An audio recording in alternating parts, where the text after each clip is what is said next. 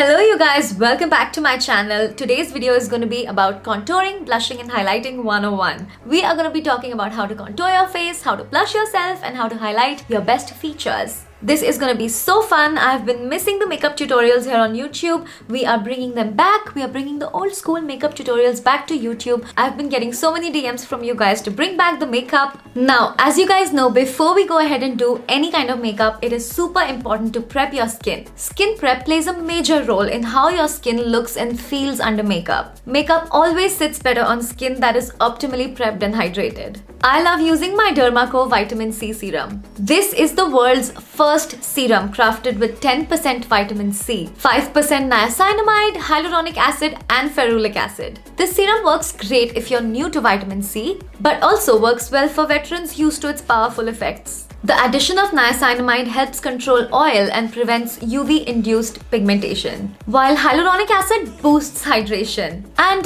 normalizes skin pH. This super serum addresses multiple skin issues like pigmentation, acne scars, marks, dullness and uneven skin tone, while also reducing spots up to 2 times faster. This is my second bottle. I already have a backup. There is no going back. To prove the effectiveness of this serum, we'll do a simple betadine test. Mixing half a cup of betadine with 3/4 cup of water. I'll now add 3 to 4 drops of the Derma Co 10% vitamin C serum. The solution is absolutely colorless now, which just proves how incredibly potent this vitamin C is. After my serum, I want to seal all of this goodness in with a moisturizer. To hydrate and prep my skin, I like to use the Derma Co oil-free daily moisturizer with hyaluronic acid, ceramides and multivitamins. This moisturizer has skin replenishing properties of hyaluronic acid and ceramides that provide prolonged moisturization and hydration to your skin. It strengthens the skin barrier and prevents moisture loss at a cellular level, giving a perfectly quenched and nourished look. This moisturizer helps in reducing excess oil from the skin while neutralizing the greasy shine, and it's fragrance free as well. This combo forms just the perfect base for any makeup, and I'm confident that my makeup will sit beautifully on my skin without feeling dry or greasy. The Derma Co has empowered 10,000 students with their Young Scientists initiative. Every time you buy from them, they will link your order to a child that they help educate along with Bhumi. Please check out all of the details mentioned in the description box below, and now let's move on to the makeup. So I'm gonna start with contouring my face. I like my contour to be my first step because then the blush and the highlight and everything can blend together. I personally like to use a bronzer that is slightly cool toned, neutral to cool toned, because if it's too warm then it looks more like a suntan and less of a bronzer to contour and bring out your cheekbones. Let's just put the hair back. The hair is out of my face, and now I like to contour my forehead. Now you can see I have a literal forehead, 4 fingers worth of forehead. So I do like to contour the sides, and I like to use a flat but still fluffy brush like this, but it has to be a little bit pinched on one side so I can have more control over where I want to place the product. While you're contouring, make sure you blend the product into your hairline because you don't want any demarcations of where the product starts or ends. It should all naturally blend together. And I'll do the other side as well. You can see that has definitely shortened my forehead. At this point, if I don't contour my face, it just looks flat, like something's missing. Now I also just go ahead and do the center. Please try to find what works for you and your face shape. If you don't have a large forehead like I do, you do not need to put so much bronzer on your forehead. If your forehead is only like 3 fingers tall, then you probably don't want to contour your forehead too much because you don't want to shorten it too much. So the way you contour really has to go with how your personal face is structured and your bone structure. Now on to the cheeks. As you can see, I have a natural hollow right here. So I definitely know where I want to contour. But if you don't know where to contour, the best way to go about it is to begin at the top of your ear and go in the direction of your lips. So you want to go in this direction. One thing that you want to keep in mind is that the center of your face has to be highlighted and it has to be lighter than the sides of your face. So when you're contouring in this particular direction, you only want to stay in the outside of your face. And the way to know that is to look straight. And when you see your eyeball, you want to keep all the darkness outside of this region, because this particular region has to stay light and highlighted and bring out your beautiful features. So you want to keep the contour on the outside of your face, and this is the direction that you will choose.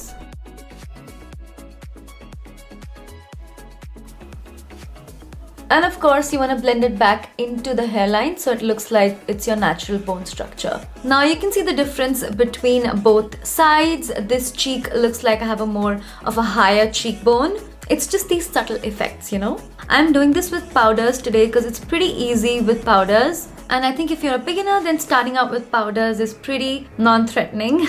I also like to contour my jaw. So starting at the bottom of the ear, coming on to the chin like that. Make sure you blend this really well, especially if you're going out in the sun, because it can definitely look like a line of contour if you don't blend it nicely, and the sun is not your friend in this case. It will bring out everything. Time for nose contour, which is my favorite part. If I don't contour my nose, it feels like my makeup is incomplete. But your nose contour is so personal. It totally depends on your face shape and your nose and what you want to achieve with your nose. Now, I personally have a nose that goes this way because I had an accident and I had a bone right here that turned on its side. Not fun, but I didn't get a nose job. I just accepted my broken, bent nose. It does its job for me. Let's praise it for that. So what I want to achieve with my nose is a little bit more of a straighter profile. So it doesn't look like it goes in a particular direction. It looks like it's straight. Now, if you had a more bulbous kind of nose, then you would want to contour two straight lines towards the center to make it look slightly thinner. If your nose was going in this direction, in the opposite direction, you will want to contour one side more than the other because you want to create a natural balance. You want to create symmetry. So you really have to look at your face in the mirror and figure out what you want to achieve with your makeup, where your natural shadows are, where you want to enhance, and what you want to hide. So because my nose is a little tera, I like to contour right here. I start my contour from this direction. So this is the part that I want to contour. This is the side that you see more of because it goes in that direction. So I'm going to contour a little bit more on this side. Now I just like to use an eyeshadow blending brush. I feel like it gives me a little bit more control.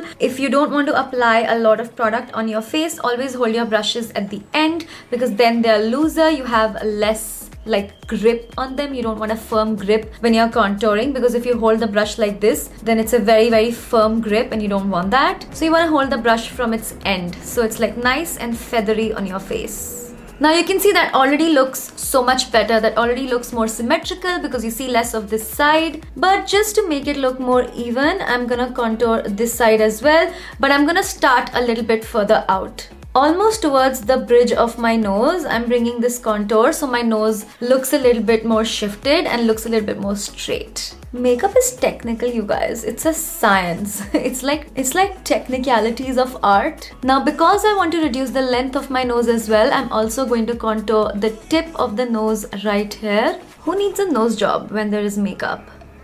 Okay, now I feel complete.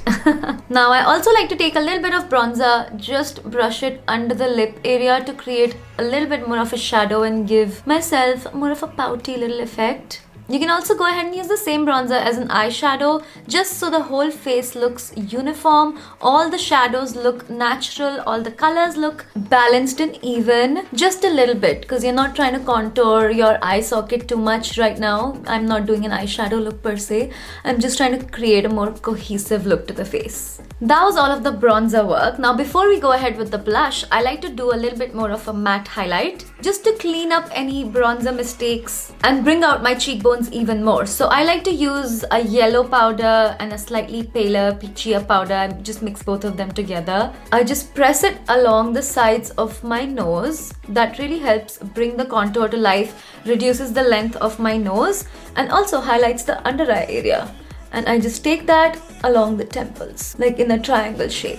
So that highlights the center of the face. And to balance things out, I am gonna put some in the middle of my forehead and clean up any extra bronzer. Little bit on the chin as well, just to balance things out in the center of the face. Who remembers this guy from my last makeup video? Do you see that? That spot has faded a lot. Now if you follow my skincare videos, you'll see how I fade all of my acne scars. But yeah, that baby has gone down a lot. In the last video, it was pretty popping. Not missing it. To clean up the contour, I'm gonna put this highlight right between my jaw contour and my cheek contour. That really helps to bring out the cheek contour and clean up any of the excess bronzer that I may have had here. For my blush now, I like to use an angled fluffy brush like this because it really helps me to apply my blush in an angle. Now there are a bunch of ways you can apply your blush. If you want a pretty, youthful, girly, chubby kind of look, you want to place the blush in the center of your cheekbone. So when you smile like that, that is the apple of your cheek. That will be where you apply your blush to feel like a youthful little happy girl. But also remember to not go too far down, because when you do smile like that, the apple of your cheek is slightly higher up, because when you stop smiling, it goes back down. So if you want to give that nice girl next door kind of effect, you want to keep the blush right here. But if you want a more sexy, sculpted kind of look, you want to go ahead and apply your blush in an angled manner.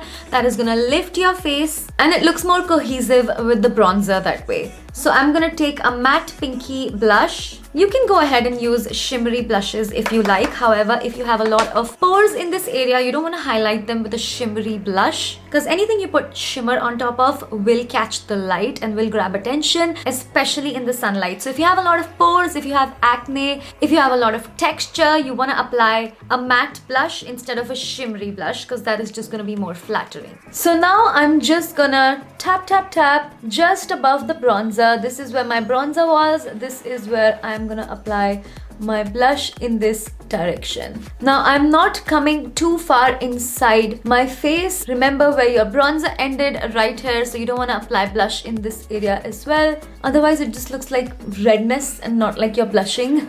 Make sure you start with a very small amount of blush, because it's very difficult to reduce and take off, but it's very easy to add more. So be patient with your blush application. However, if you feel like you added a little bit too much, go back to your matte highlighting powder and just blend it away and you should get the perfect blend. So you see, you can't really tell where the bronzer has started, where the blush has started, where the blush is ending. None of the lines are visible. It's just all meshing into each other. Whatever is left on your brush, you can just pat a little bit of it on the nose so it looks like you're naturally blushing in the sun, and a little bit on the chin. You can also go ahead and use the same blush on your eyes as well. Again, this helps the whole look come together. For highlighter, I like to use a champagne gold highlighter. You want to make sure that you check your highlighter properly in both colors, because you can see right now it looks super bright, but if I pull it like this, you can see the undertone of the highlighter, that it's kind of like a champagne gold. You want to make sure that the undertone of the highlighter looks nice on your cheek and goes with your face, goes with your skin tone, because if it's a little bit too gray, like some silvery highlighters can be super gray when you pull them in a different direction, and they can look like that on your face. So make sure you check your highlighter, that the undertone of the highlighter goes with the skin and it looks beautiful in all light, whether it is reflecting or not. For this, I like to use a little fan brush and highlight just below the under eye area at the top of my cheekbone. And as I'm applying it, you can see I'm pulling it a little down like this, just so it blends into the blush perfectly. And again, you cannot see any lines of where things begin, where things end. Everything is just blending into each other. Now, if you look on the side, you can see that the cheek is highlighted, the cheek is shining. Now you want to highlight all of the areas that the light will naturally hit and the high points of your face. So if I look on the side, the light will also naturally hit my forehead area, above my eyebrow.